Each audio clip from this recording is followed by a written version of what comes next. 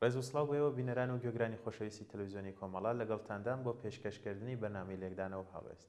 لە بەرنامەی لێکدانەوە هەڵوێستی ئەم جارەشمانە وەک هەموو جارێک چەند بابەتێکمان بۆ ئامادەکردوون کە بۆتان دەخوێنەوە. بابەتی یەکەمیشمان بە سەردەڕی هەڵبژاردننی عێراق لە نێو بەرداشتی ململانەی ئەمریکا و ئێراندا دەست پێ دەکا و ئەم بابەتەش لەلایەن حەمەد ئەمین سلێمانەوە نووسراوە. بە درێژایی ساڵانی دوای ڕووخانی ڕژێمی بەعەز سێبەر و هەژمونی هەندێک لە وڵاتانی دەرەکی بەسەر عێراقدا دیار و بەرچاو بووە، بە تایبەتی وڵاتانی ناوچەی و دراوسێ وەکو ئێران، تورکیا، سعودیا و چەند وڵاتێکی دی کە زۆر جار بە بیانووی جیاواز وێڕای لەشکرکێشی و دەست درێژیەکانیان دەستێوەردانیشیان لە زۆر لە ئیش و کاری ناوخۆ و هەڵبژاردنەکاندا کردو و شتێکیان بۆ ئەو وڵاتە نەهێشتۆتەوە کە ناوی سەروەری بێت. بێگومان لە ڕیزبەندی ئەو هاوکێشەیەدا ئەمریکا و ئێران هەر لە سەرەتاوە وەکو دوو ئاراستەی دژبەیەک و توند لە ڕیزی پێشەوەدا بوون و بەریەکەوتنی زۆریان هەبووە. هەژمونی ئەو دوو وڵاتە بەسەر هەموو کایەکان و تەنانەت بڕیاردان و حکومەتدا بەرچاو بووە.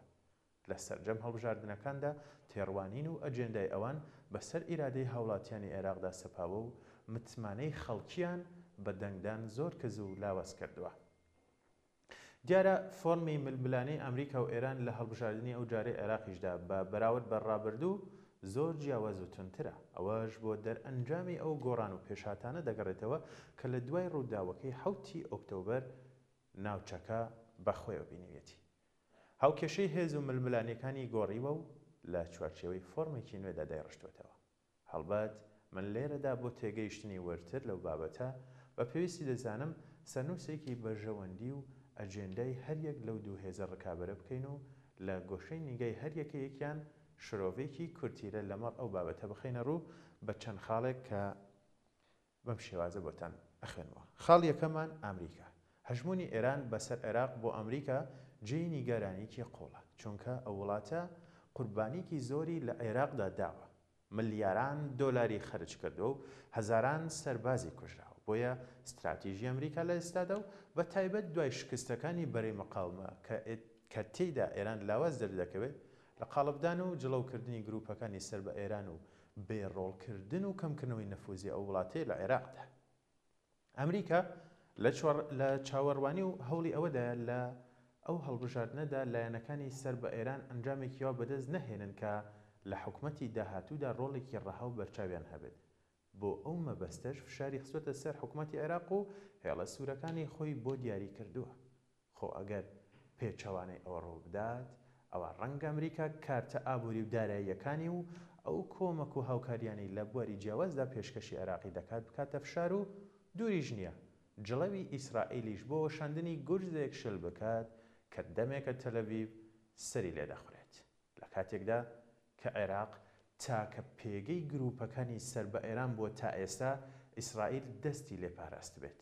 بێگومان ئەوەش بەهۆی جڵەوگیری و مەیلی ئەمریکاوە بووە.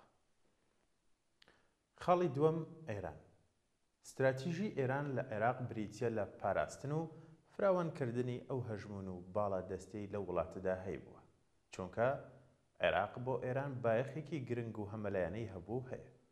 زیاتر لە 1600 کیلۆمەتر سنووری هاوبەش لە نێوانیاندایە.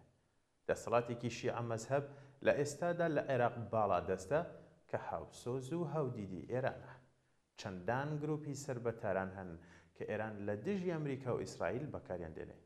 وڵاتەکەیان کردووە بە ئامڕازی هەژمون و سەنگەری پاراستنی ئێران. لە ڕووی ئاڵوگۆڕی بازرگانی و سپیکردنەوەی پارەش عێراق پارە سەنگڕاگرێکی باش بووە بۆ ئێران.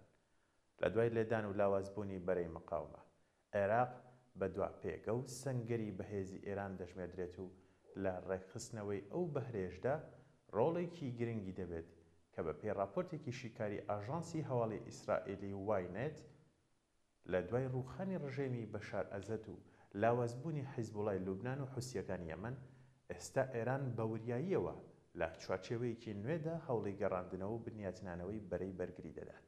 ئەوانە و چەند فاکتەری دیکەش وا دەکات ئێران پارێزگاری لە مانەوەی خۆی لە عێراقدا بکات و بە هەر نرخێک و تا بۆی بکرێت لە دەستی نەدات. هەڵبژاردن چەند ڕۆژێکی ماوە و با چاوەڕوان بین.